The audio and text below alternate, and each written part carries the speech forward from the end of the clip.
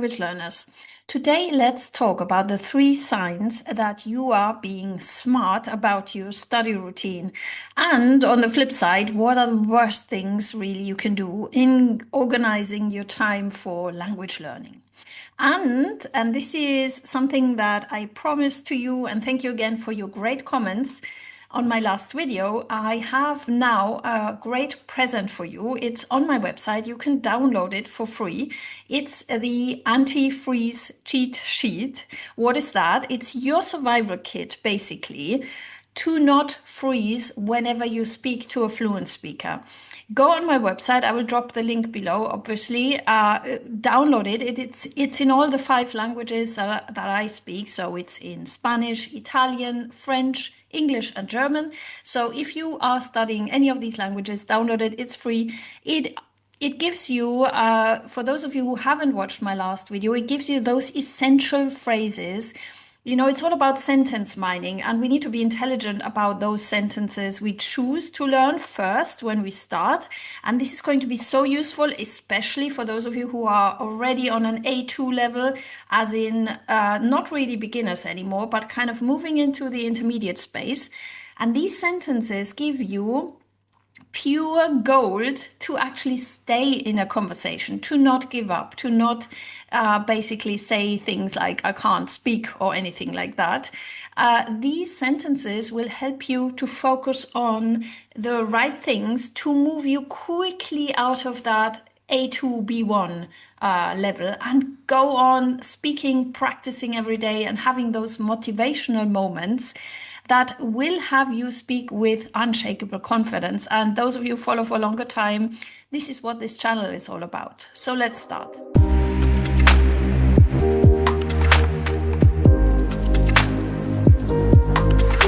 I'm Dr. Alex, I'm a social psychologist, and welcome back to the channel. This is all about brain-friendly language learning, about learning in a joyful way that, as I said before, has you speak with unshakable confidence, even if you are a false beginner or an intermediate learner.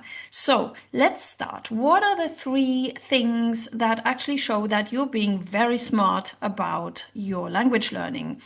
And in order to understand what I'm going to say, it's very important to also know and to self-observe, to observe yourself about the mistakes you should absolutely avoid. Number 1 of the biggest mistakes, and I see that so much with my students, I always tell them immediately when they're doing it. I also correct myself when I go back to those bad habits I used to have 20 years ago. Okay, so here they are. The biggest mistakes, first of all, is if you observe yourself frequently saying things like, I can't speak that well yet, or I don't speak the language yet, or I won't be able to say that. And you kind of take yourself out of the whole game. I mean, whenever you are in front of a fluent speaker, might be a native speaker or somebody who has been, I don't know, an expatriate or somebody who has been speaking that language for many years, you need to do everything possible to stay in the conversation, because this is what getting fluent is all about, to use any situation to practice. So don't say these words. I will say in a minute what you need to replace it with. Then also, you know, one of the biggest things I see people coming to me with is one of the frequently asked questions is kind of, you only study once a week. And then kind of this once a week thing is kind of a heavy thing. It's kind of something where you think you need to sit down for hours, you need to suffer, and studying feels hard. But we have been, I don't know, in the last 20, 30 years, I mean, when I grew up, it was all about studying hard. But when you study hard, you know what your brain does? Your brain then will avoid it, and so you start to procrastinate. You need to study joyful. If you study in a joyful way, this will actually put you in a complete different space. I will say that in a minute about what you need to replace it with. And the third biggest mistake is whenever you are getting into conversation, you are actually kind of self-sabotaging yourself. You're not using that situation to practice. You say, no, no, no, I don't speak it. Or you basically then go back to your textbook or to something that you will study that has nothing to do with your life.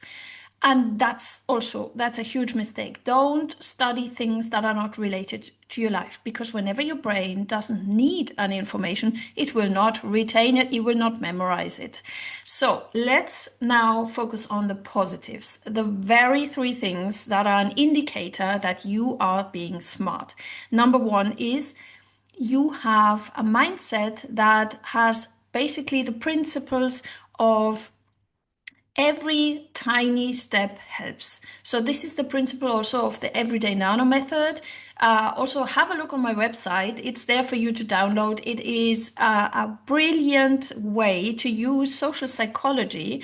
I'm a social psychologist, so I used it myself actually to reprogram myself to get out of that mindset of a student. I'm not a student. I'm actually using a language to converse, to speak. So the mindset that you need to take is every tiny step of your life helps you to move forward. And so you typically, and this is number two, you typically would organize your life routine in such a way that you can study every day just for 1 minute or for 5 minutes, or just focus on one word. If you don't have time, I have that. Actually, I have a very busy life. I juggle so many responsibilities. So when I'm studying Italian, what I do is I use every little second that I can grab in my day to actually, I don't know, just study one word. So I was recently I was watching a post because I was very tired at the end of the day of an Italian teacher, and she explained just one word. And I was like, oh, that's perfect. She has the same mindset. It's focus just on one word, and that will bring you a tiny step closer to your goal. Because if you do that, every day, I mean, 365 days of the year, you will have studied so much. So she explained in a very lovely way the meaning of abbassare. So I was like, oh, I didn't know that yet in Italian. I know in Spanish, bajar, so abbassare, if you actually turn down the volume of something. And she explained it in a very lovely way in the context of her life, of abbassare, credo che era la televisione, abbassare la televisione. Okay, so I learned that, and that was enough. And then I went on with my life. That's the principle of everyday nano. And the third one third sign that actually studying will move you forward really quickly is, I have mentioned that just now when I explained watching one post that actually relates to context in your real life. You need to make your studying relevant to your life. Anything that you say in your other languages or in your mother tongue needs to be used. So, for example, if I have a conversation with somebody and I say something, very frequently afterwards I ask myself, okay, how would I have said the same thing in my target language? So as I'm studying Italian at the moment, I usually after conversation I ask myself, I say that really often. How would I have said that in Italian? And that helps me to relate it to an experience.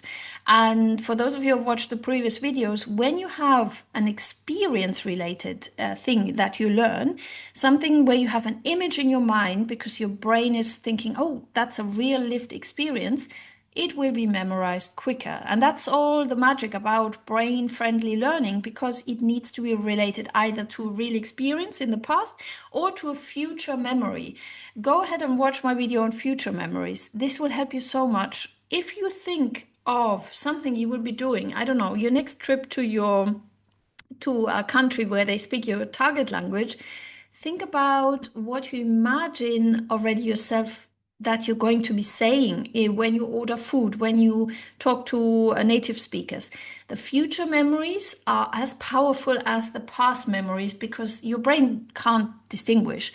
So anything that is real lived experience will help you to actually really memorize quicker, because your brain will think this is important to live.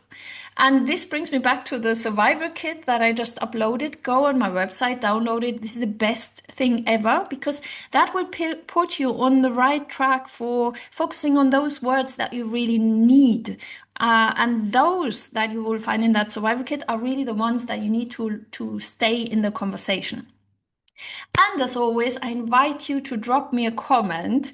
Drop a comment on what are the sentences that help you to stay in a conversation? What are your mindset principles and how have you organized your day to fit in those 5 minutes or even just the 1 minute of language study?